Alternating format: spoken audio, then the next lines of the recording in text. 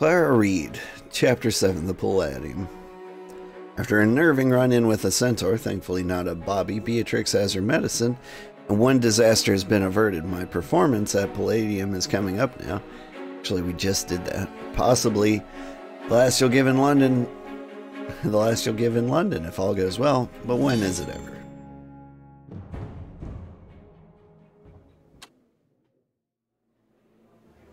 Alright, yeah, so when we left off, we sang. Everything went pretty well. Atticus, the minotaur we sometimes play in, was very rude. He was winning all sorts of money over here and is very drunk. And our mission right now is to mug him.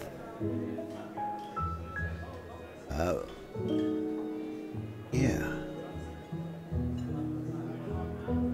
And I suspect we'll do just that. I'm Old Man Sugarheart, and we're playing Sovereign Syndicate today. This is B, slouched against the bar like it's her last friend. Judging by the row of glasses, she seems to be well into her cups. You're putting him the way this evening, B. You'll float right out of here into the gutter at this rate. Yes. Not even a giggle. She must really be feeling down. It's the occasion anyway. You worried about Sykes? Sykes is on my mind, yes, but not because he threatened me. That was nothing. And what troubles you? Despite our differences in the past, she's looking for anyone to spill her feelings to tonight. Sykes and I, well, there was one night recently, quite a passionate night. We were in a rather of a frenzy, a bit rough, though nothing either of us did not desire, I assure you. Nothing particularly jarring there. It sounds like entirely within reason thus far. Saints know some clients request a rougher edge to things. I won't say I wasn't a titch marked up by the end of it, though so was Sykes for that matter. Still, Zora was less than enthused to see her star girl bearing such marks. It's not unheard of for dollies to take precautions against such things. Certainly, we aim to maintain a certain air. But it should hardly be the impetus for a maiden's ire. Madam's ire. These things happen. Hello. Hi, Enrique, sorry, not Enrique, just Rike. How you doing? I'm gonna comfort her. Mixing work and personal relationships often leads to disaster, but falling in love is not a crime, B, nor is change. Saints know I'm no example of sturdiness nor of routine, and mistakes happen. At any rate, I'm happy for you, and a little surprised, to be honest. I thought everything was strictly business with you. Ours might not be the most simple profession, but I'm still human, Clara. This line of work, we form connections now and again, or else attempt to fend off undue familiarity. Unlike that chilly tyrant Zora, it seems. But that's enough moping about. Eyes forward, eh? That's right. And watch with the gin. Too much of it produces a rather poor complexion in the morning. Have a good evening, B. Same to you, Clara. And thanks for the pep talk, I suppose.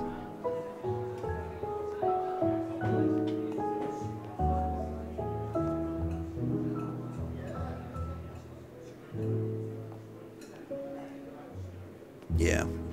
Should we just dive right in and mug the minotaur? I think we dive right in and mug the minotaur. Goodness, I think I recognize him. He's a typical London lush. But the Rose only rarely has minotaurs for clients, much less repeated ones. I can't remember what the devil his name is. Atlas, perhaps? Nah, Atticus, that's it. Atticus Daly. What are my skills again? Intuition's the best one. I want to roll the dice. Estimate his level of intoxication.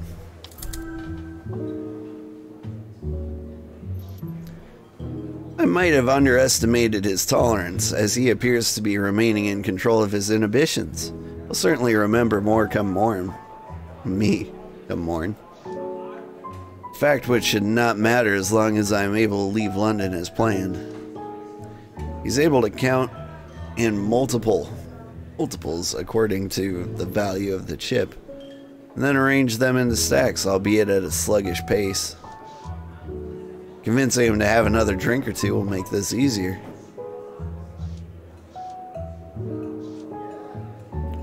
Wonder what his chip count is. How much money does he have? His single blue chip catches my eye first, which alone is equivalent to 20 pounds. Additionally, 10 black chips, 15 whites, and a generous helping of greens. Merciful saints. Here's your stack of tenors. Lefty places the last red chip on the column, stack 10, and slides it toward my mark. The grand total is something to behold. More than I need, but it wouldn't hurt to have a fiscal head start when I make port across the pond.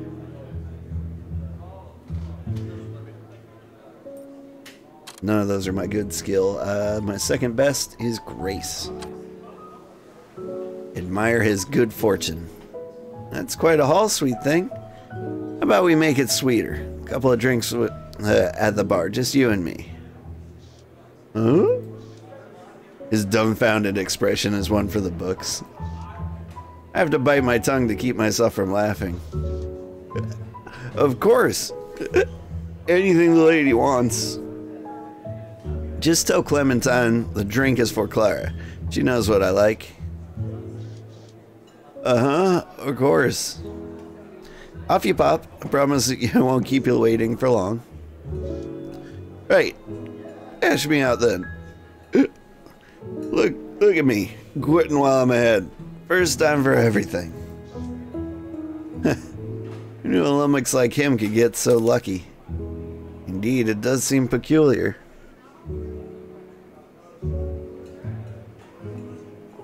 This game is rigged. There's this deity over here. Nike, the Greek goddess of victory. In my experience, there are many victories to be had in a casino.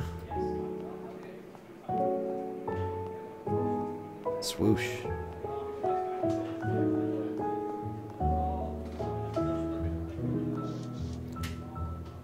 Seems the whole borough is on the lash tonight. And there sits my mark, drawing away with Clementine.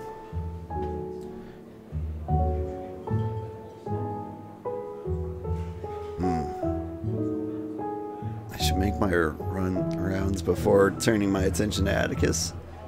I don't know. Like, all I'd be doing is looking for a fish to feed the cat. I do wish I could figure out more about Felipe's romance. Maybe we should do that before we end the chapter? Should make my rounds before I turn my attention to Atticus. Ariana, I think that might be Fisherman's Bride right here. Fantastic work, Clara. Alright. She seems like a dead end.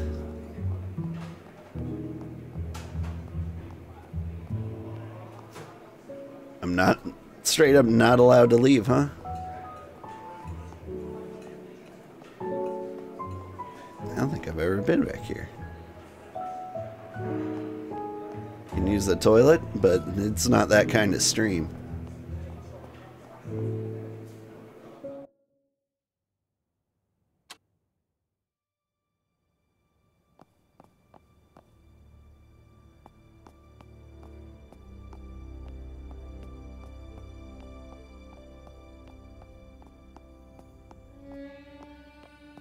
Is there no one worth talking to up here?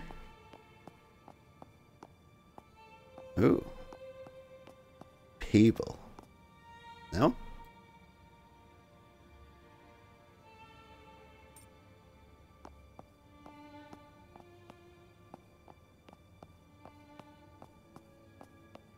I mean, it's a brothel at night. I kind of expected it to be a little crowded up here.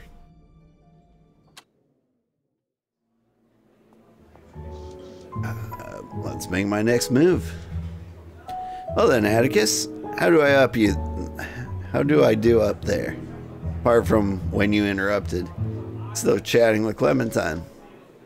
I'd best speak clearly. He seems to have temporarily damaged his hearing with that drink. Atticus Daly? Excuse me? Something wrong, Atticus? Look as though you've never seen me before. Of course I do. We've met, many times. Now we're getting somewhere. I didn't know you sang so beautifully. Thank you, Atticus. Coming from a man who must be well versed in a myriad of forms of entertainment. Mary, is that your name? No, it's Clara Reed, the chanteuse. Let's get you a drink. Don't fash yourself. Let's have a drink upstairs instead. Bash, worry or bother. His eyes light up like a gas lamp.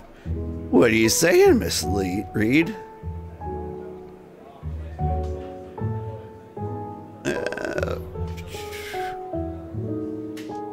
Mr. Daly, the night is getting on and we're both looking for a little company. What say you join me in a room at the Velvet Rose? Gotta be straightforward with these sort of things. You want a drink? I just remembered I promised you one. Yes, a drink, but more importantly, let us drink in the moment. Let us enjoy the evening in full. What is that? Abstract poetry? I'm not sure I follow. Mind if I bring a bottle with me anyway? Of course not, Atticus. It's quite clear the fates are smiling upon you. Whatever you'd like should fit the bill. Right. Oi, Clem. Yes, Master Daly? Give us a bottle of the finest beef eater on the shelf. I'll send it to room 4, but I'll let you hobble up there first, big timer.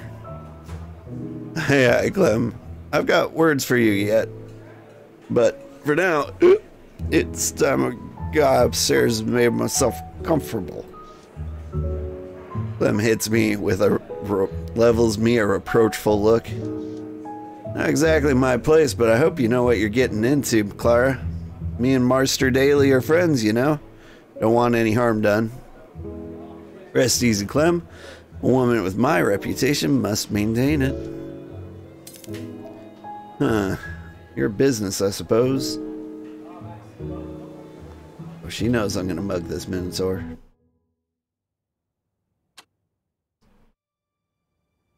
Actually, she's friends. Maybe she's got clues on how to mug him better. Now, my duck. You better go easy on him. You could hardly get upstairs without tipping over. Not much help, but it was pretty clear he was drunk. Much drunker could he be? Bed looks comfy. Goodness, he looks a lot more sober than he did downstairs. Suppose it's what they say. Minotaurs really can hold their liquor.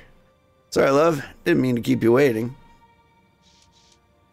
Wait, alright. My head was really spinning. I wonder if we might chat a while? Of course. Just give me a moment to get more comfortable. Best to remove my weaponry before climbing into bed. Most of it, at any rate.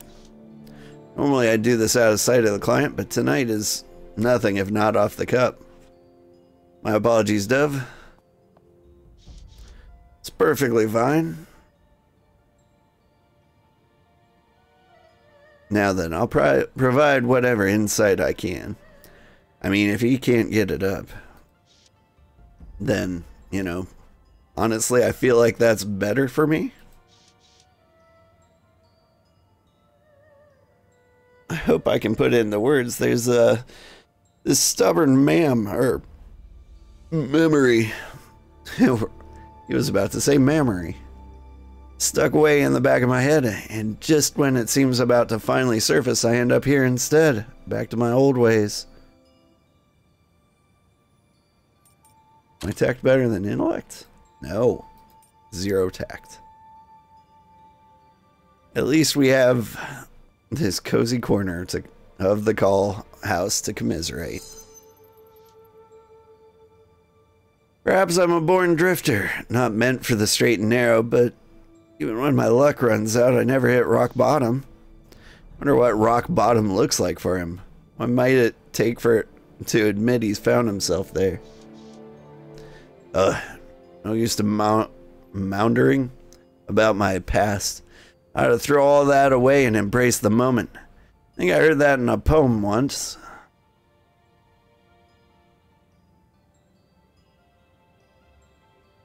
You simply have an adventuring spirit, a soul taken to wandering. But it means I'm never quite sure what I want.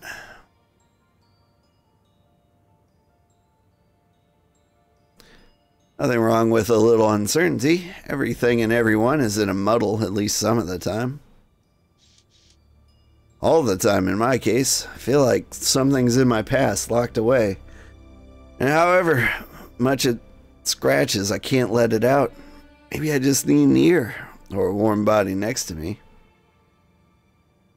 Oof. Tact is my worst skill. But, yeah. Whatever this problem is, setting it aside for the night is bound to clear your head. I'm afraid I'd make poor company tonight. I prefer conversation to a tumble in the sheets. That's kind of what I was going for.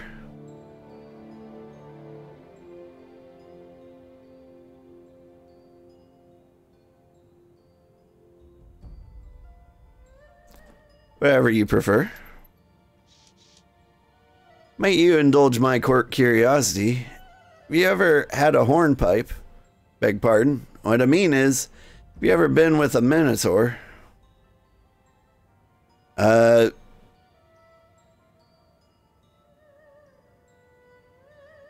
Not a minotaur, no.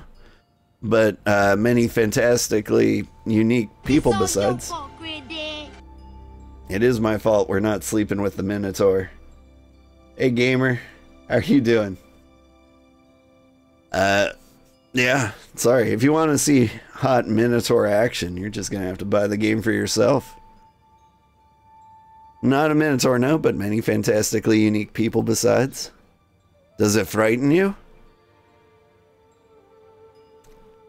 I mean, perhaps a tad, but it's nothing I can't handle. Relaxing? I'm glad. It's the vibe I try to provide.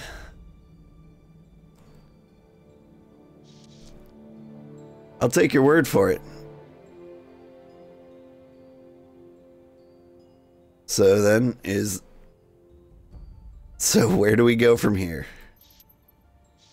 Let's give it a go. Whatever you like. His motions are shaky, unsure. He swoons and clutches his head in regret. The poor man must really have been through the ringer as of late. Is he about to cry? Sorry, but this isn't how I wanted this to go. But I'm in no right state tonight.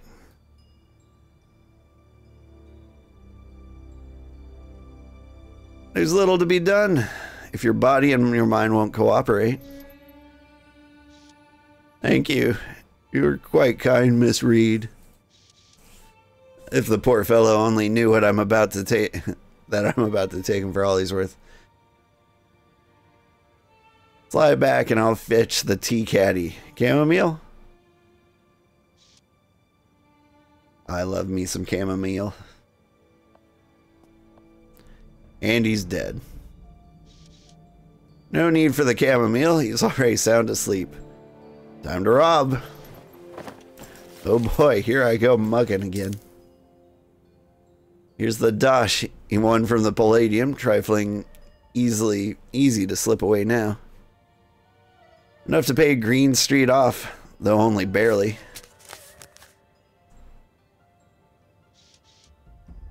Best not to leave the gun behind.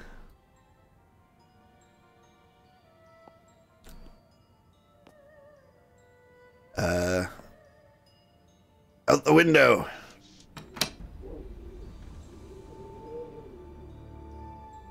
Let's be on our way. I mean, we got the money. We don't stick around and ask questions. If I take a side alley across from the train station, I should be able to reach the wharf. Out of sight, out of mind. Surely in the dark alleys, I won't run into any murderers.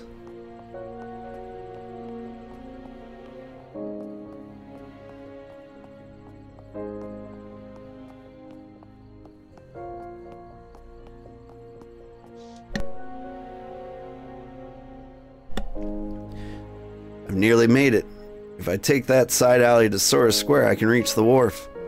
50 pounds and diamonds underneath my tongue, or a sapphire necklace the lining of my petite coat, but never bills in my bullfrog these days. What a stretch of good luck I'm having. It's a bullfrog? For bullfrog. Oh. Yeah, it's my gang time. Speaking of which, I have a moment to count the money. This dark alley should be the perfect spot. The bullfrogs used to warn us not to count our pay before we were safe at home. What's the harm in a little peek?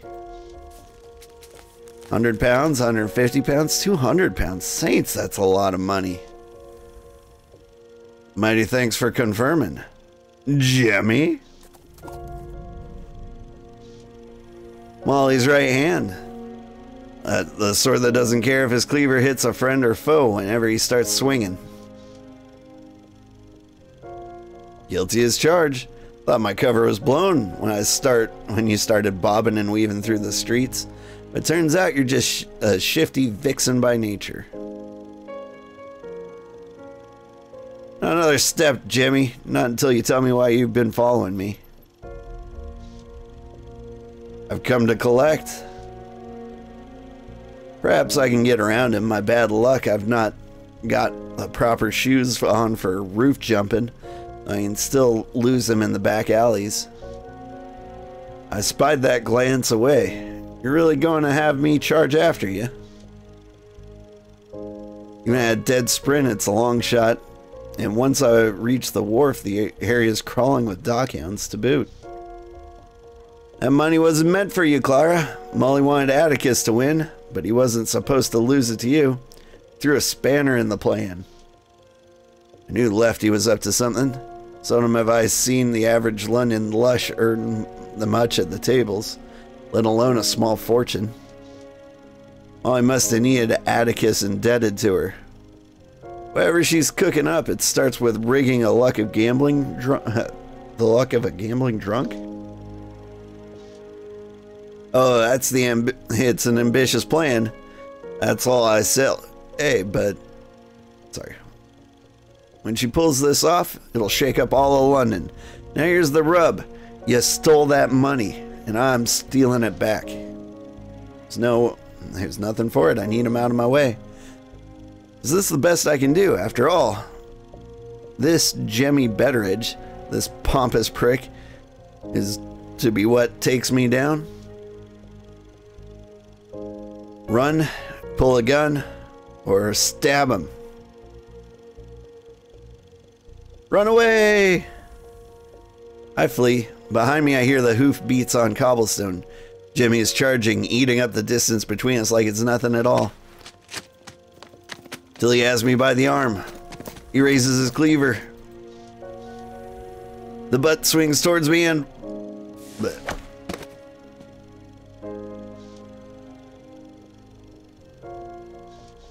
Where?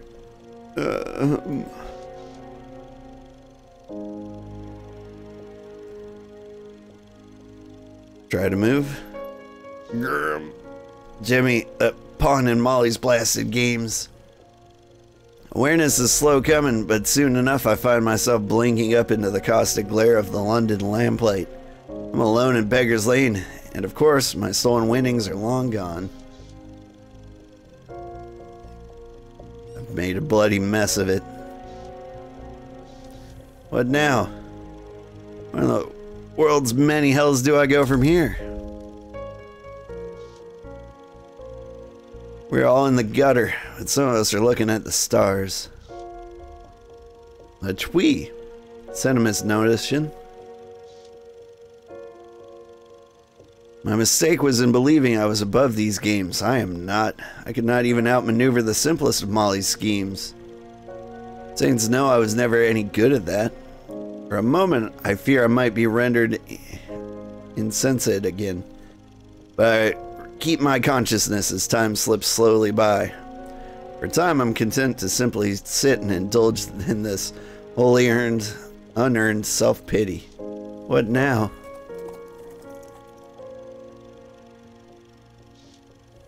Would you like a hand, Miss Reed? Oh, Eve. Do I have any choice? Here to hurry me along, officer, lest I be written up for vagrancy. I'm not a bobby, Miss Reed. I apologize for lumping you in with that lot then. Wouldn't want to besmirch your good name. In the interest of full disclosure, Miss Reed, counted myself among the blue bands once. I left that life behind me, though, and these days I find myself working cases for a rather generous patron. Not a mutton shunter, then, for all the good that does me. It appears you've just been robbed. How did you know? Our good Mr. Daly was set up by Molly and her lot. They rigged his tables. They were to take the money off him when he left the bar. Also, I hazard that you would not be lingering in the gutter, or your evening going well. Molly again. I should have spotted it sooner. So foolish of me. On the contrary, you were just unlucky. Had Jimmy not been lurking about, you would have gotten that money to Green Street, and the dockhounds would be loath to take it out of Green Street's hide in the way they did with you. Never underestimate Molly O'Malley. She must have posted someone outside the bar to wait for Atticus to keep tabs on the capital, and my leaving through the window wasn't enough to give him the slip. You know where I intended to bring the tin? Those I work for had their suspicions. They surmised your intent to leave London. Do not take kindly to being followed and spied upon. Miss Reed, I'm here on specific business with you. I'm afraid I must ask you again. What do you know of the courtesan killer? Go scrape yourself. I came here to entreat your assistance, Miss Reed. My patron requests your aid in hunting down the perpetrator down. Why? Of all the horrors in thrice damned worlds, should I care about this one? My employers have a vested interest in solving this case. It's not an answer. I'm afraid not. Why do they care which of us streetwalkers live and die? They wish to get involved because they wish for the murders to stop. Past that, I cannot pretend to guess my patron's motivations. Is that enough? Let's look for more.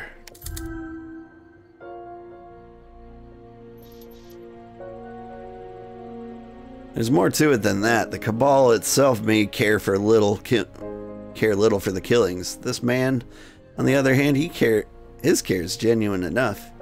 He would see it stopped.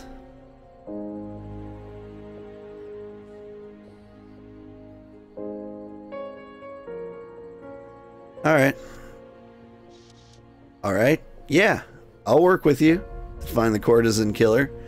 You have my aid till the butcher is dead or jailed.